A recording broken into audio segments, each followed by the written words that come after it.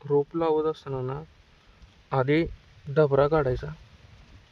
व्यवस्थित डबरा काढल्यानंतर ही जी रोपाची कांडी आहे ती बरोबर पॅरलल राहिली पाहिजे आपल्या सरीला, जेणेकरून जी फुटवं आहेत ते बघा दिसते का फुटवा इकडं निघतील, फुटवा इकडच्या साईडला आणि इकडच्या साईडला. इकडं या सरीमध्ये निघणार पण ते जास्त नाही, इकडंच निघणार.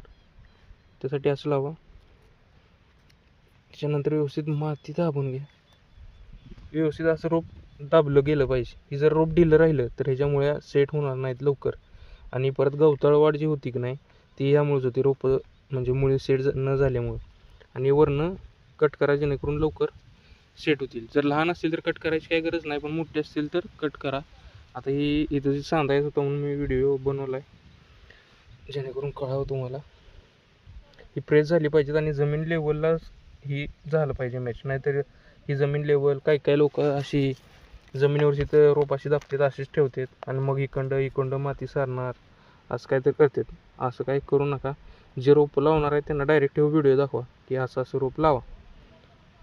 तरच ते आत्ता काळजी घेतली तरच पुढं ॲव्हरेज निघतं. नाही तर सगळं इथं जर नाही सेट झालं तर ॲव्हरेजला तुमच्या मार 100% बसतोय.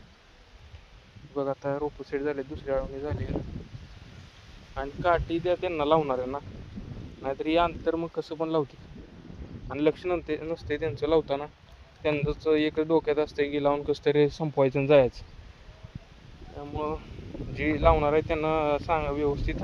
आता इथं बघा, इथं व्यवस्थित लावलं आहे, इथं बघा एकमेकांना चिटकून गडबडीत असं लावून जाते, ते मॅच होत नाही.